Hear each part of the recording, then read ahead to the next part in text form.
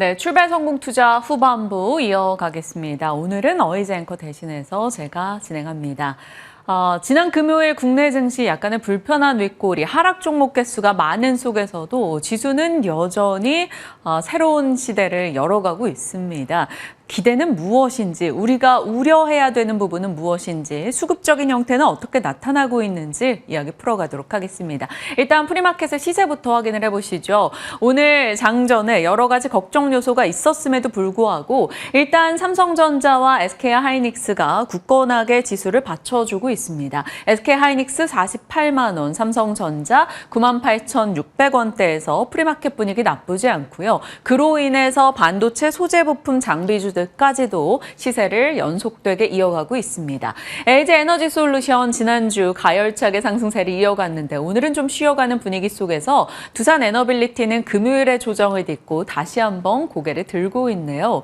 코스닥에서는 돋보이는 알테오젠의 시세와 에코프로의 추가 강세 등이 눈에 띄고 있습니다. 조금은 더 내려가 보도록 할까요? 시가총액 상위 종목군들 내에서도 현대차, 기아 등의 자동차가 비교적 선전하고 있습니다. 수급 빈집이라는 특징도 있고요. 한미 협상 잘 이뤄지게 된다면 반사 이익에 대한 기대감을 꽤 높게 가져가는 섹터이기도 하죠. 뉴스플로우가 중요하니만큼 잘 살펴보시길 바랍니다. 자, 파마리서치 등의 수출 숫자에 대한 성과 기대감이 높기 때문에 3% 정도 상승세도 같이 확인되고 있습니다. 자, 거래량 상위는 어디 쪽으로 집중되고 있을까요? 열어보겠습니다.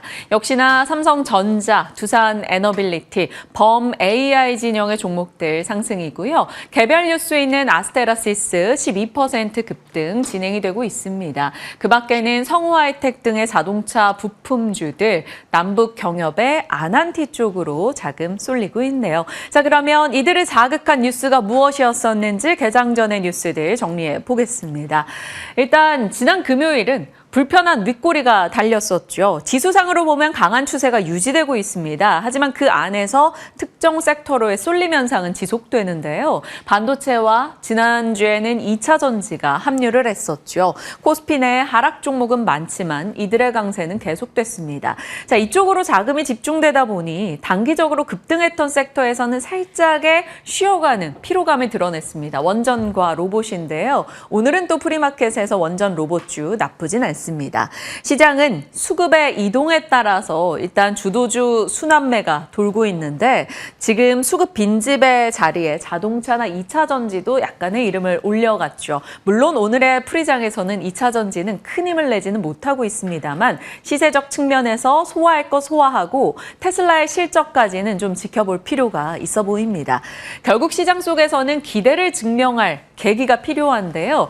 숫자가 받쳐주면서 올라가는 AI 반도체 진영의 주도주 역할, 그 다음이 누가 될 것인가 시장은 집중하고 있었죠. 반도체와 바이오, 2차 전지 내에서 지금 소외됐던 바이오는 바로 엘로라던가 이 기술 이전 계약 등을 체결해내지 못했기 때문입니다. 반면에 2차 전지가 관심을 받았던 건 테슬라 등과 포스코 퓨처엠 등등이 계약 이슈가 있었기 때문이겠죠.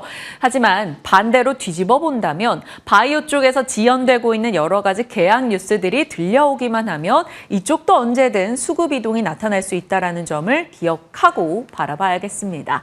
시장에 대한 얘기였고요. 일단 지난주 특징을 고려해 본다면 2차 전지가 순환매 대열에 합류한 것은 명확해 보입니다. 바닥 탈출의 신호를 지난주에 보여줬죠. 9월 전기차 판매량이 좋아진 점, 물론 이것은 보조금 폐지 이슈가 있었기 때문일 겁니다. 10월 이후에도 전기차 판매가 계속 좋은가가 확인이 돼야 될 것이고요. 만약에 그렇다면 캐즘 논란을 극복할 수가 있겠죠.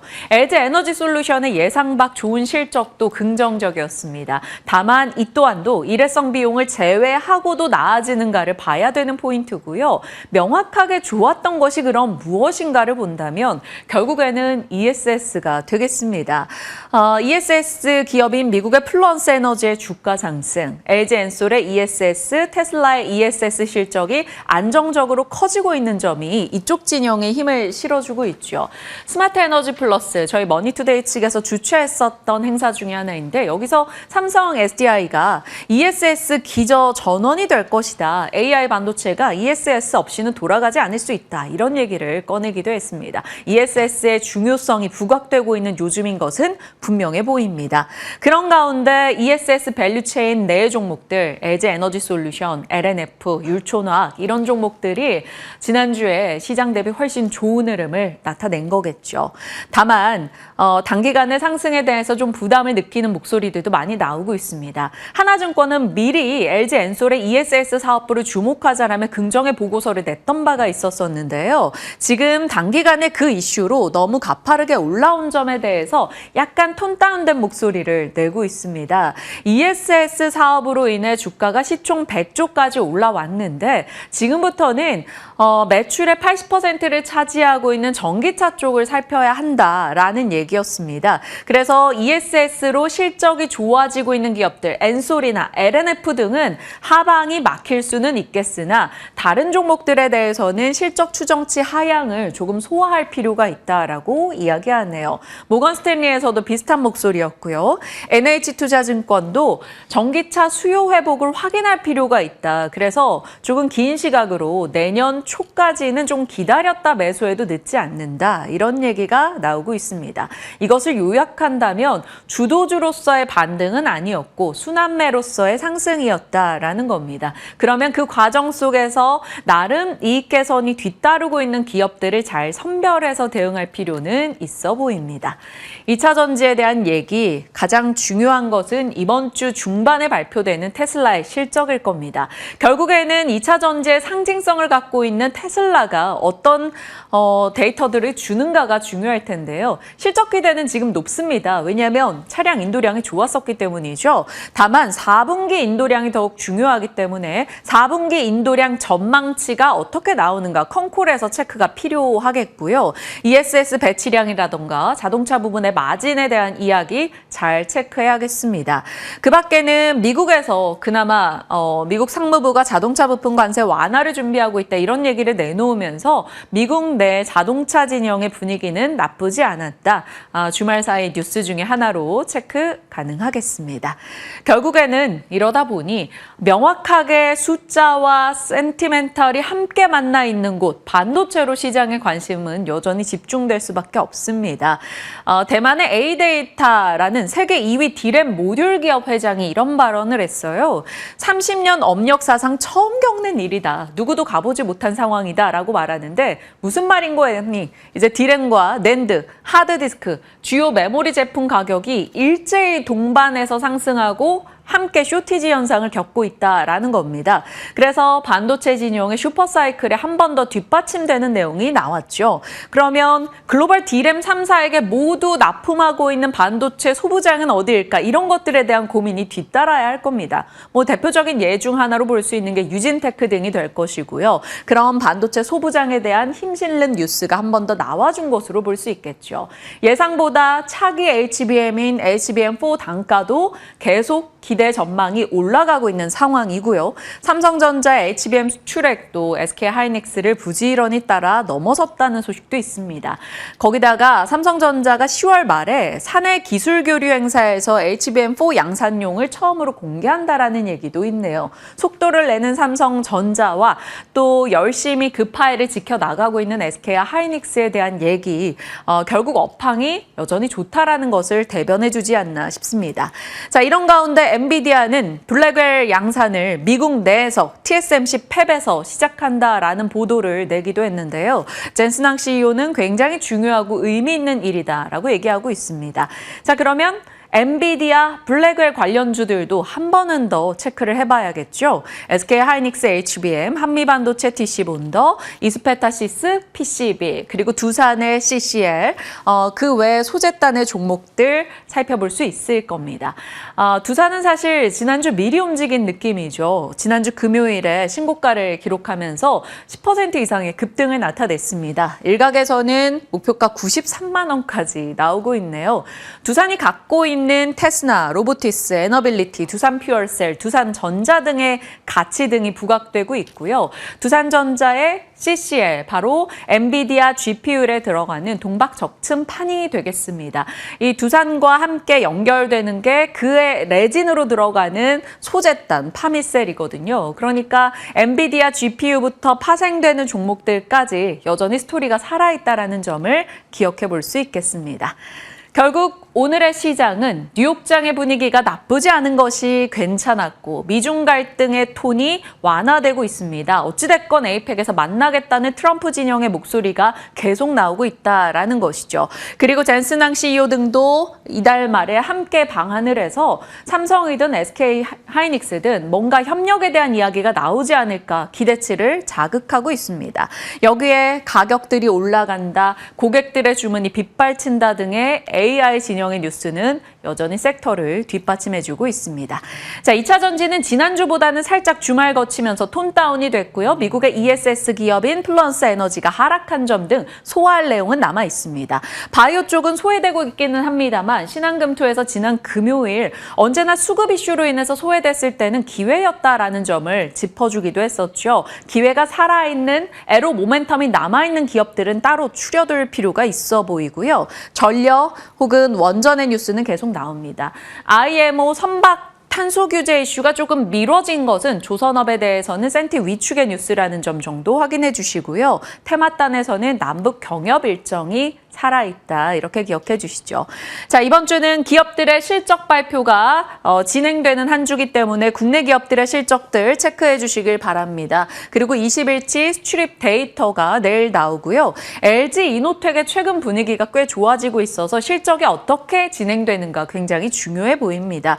그 밖에는 중국의 데이터들 오늘 나올 거고요. 넷플릭스부터 테슬라 그리고 인텔까지 미국에서도 발표되는 실적들 잘 체크하시면서 대응하시길 바랍니다. 지금까지 당잠사였습니다.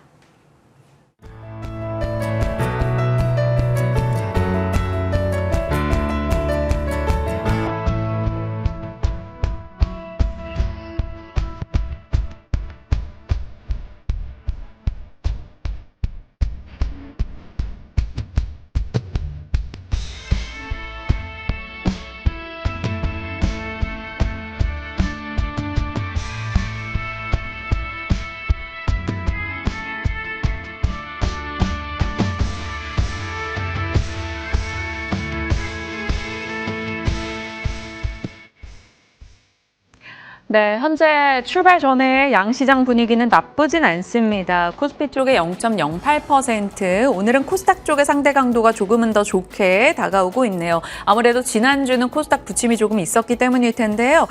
제약바이오가 모처럼 힘을 내고 있습니다. 알테오젠, 파마리서치, HLB 등이 강한 시세를 보여주고 있습니다.